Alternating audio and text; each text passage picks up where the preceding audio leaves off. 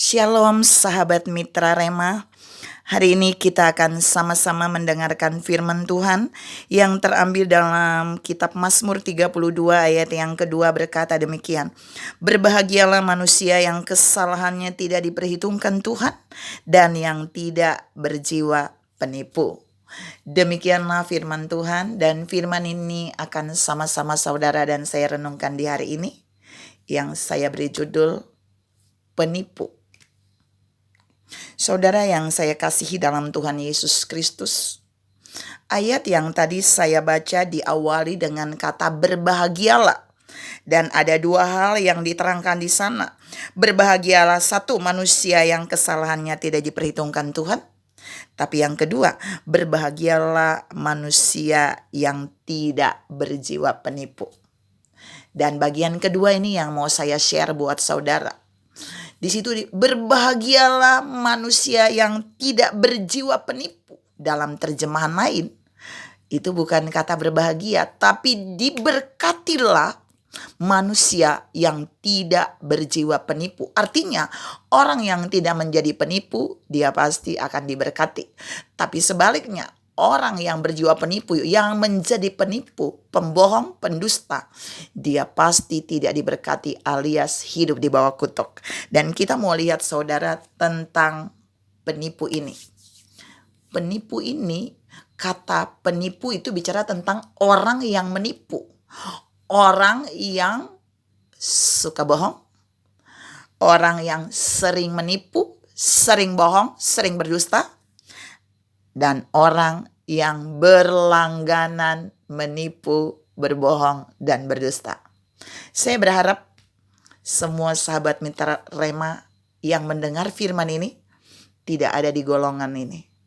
Dan kita mau lihat tentang penipu ini. Ada 3 hal yang mau saya share tentang penipu ini. Yang pertama, orang yang menjadi penipu itu dia akan pertama menipu dirinya sendiri. Ini yang pertama. 1 Korintus 3 ayat 18a berkata, janganlah ada orang yang menipu dirinya sendiri. Ini firman Allah melarang. Tapi orang yang berjiwa penipu itu dia pasti hidupnya akan menipu dirinya sendiri. Bagaimana dia menipu dirinya sendiri, saudara? Saya beri contoh. Kalau dia ada dalam golongan kehidupan taraf ekonomi yang cukup, dia tidak mau. Lalu dia akan bergaya hidup seperti orang yang berekonomi high class. Dalam perjalanan hidupnya, dia akan terus menipu dirinya bahwa dia hebat, dia kaya, tapi ternyata itu sebaliknya.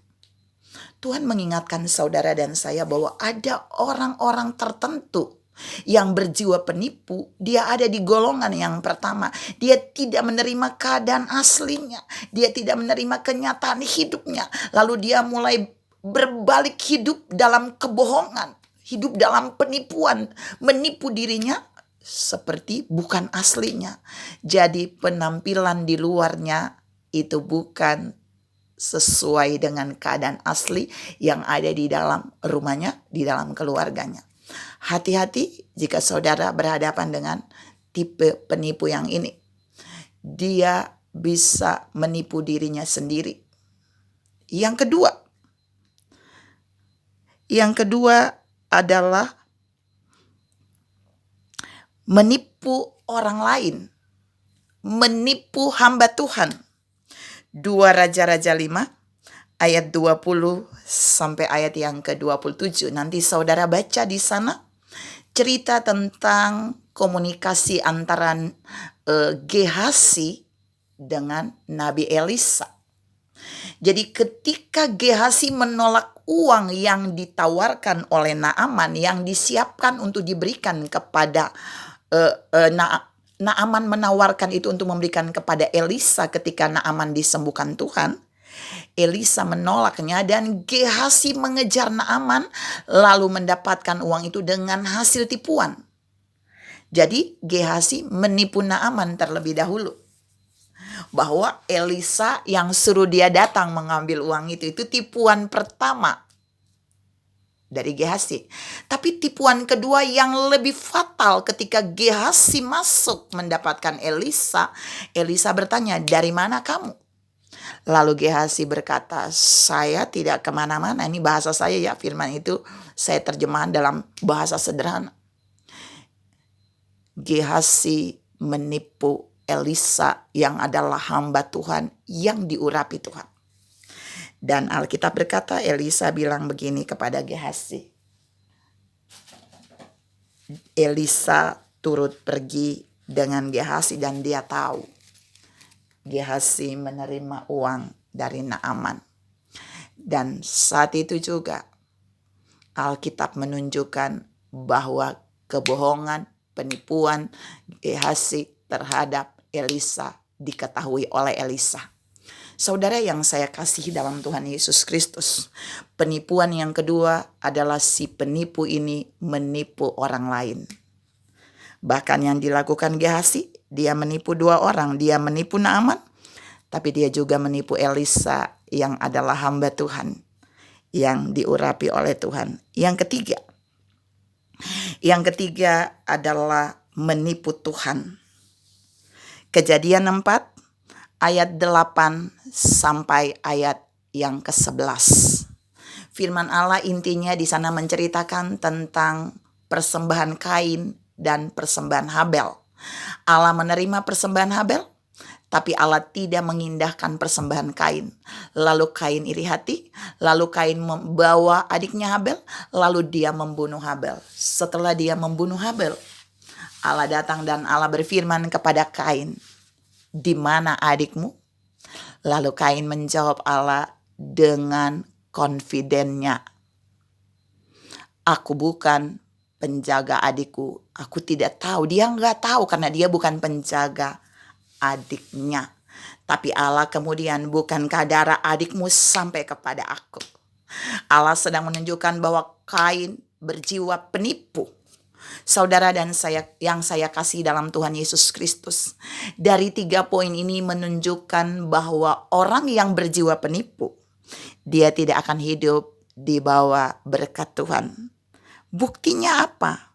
Kita lihat tadi di dalam poin yang kedua, Gehazi setelah menipu Elisa, Alkitab berkata, kutuk kusta yang ada pada Naaman itu berpindah kepada Gehazi. Bahkan bukan Gehazi saja, tapi keturunannya juga mengalami kutuk kusta.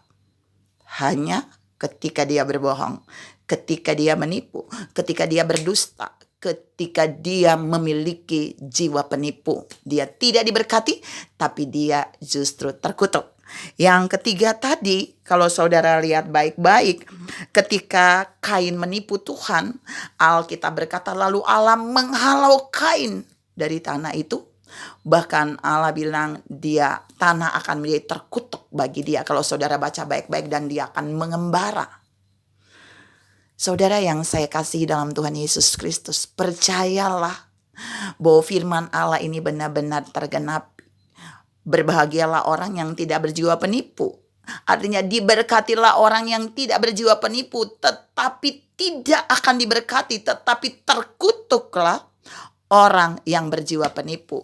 Jadi orang yang berjiwa penipu, orang yang berdusta, orang yang berbohong, orang yang melakukan hal-hal yang menipu, baik dirinya sendiri, baik sesama hamba Tuhan, maupun kepada Allah, dia akan hidup di bawah kutuk secara otomatis. Mari melalui firman hari ini kita belajar. Marilah kita hidup menjadi orang-orang yang tidak berjiwa penipu, yang tidak mau menjadi pribadi yang menipu diri sendiri, tidak mau menipu orang lain, tidak mau menipu hamba Tuhan, dan tidak mau menipu Allah, supaya kita tetap ada di dalam berkat-Nya Tuhan, supaya kita tetap diberkati sesuai dengan Mazmur 32 ayat yang kedua tadi. Tuhan memberkati saudara berlimpah. Salam tidak berjiwa penipu. Amin.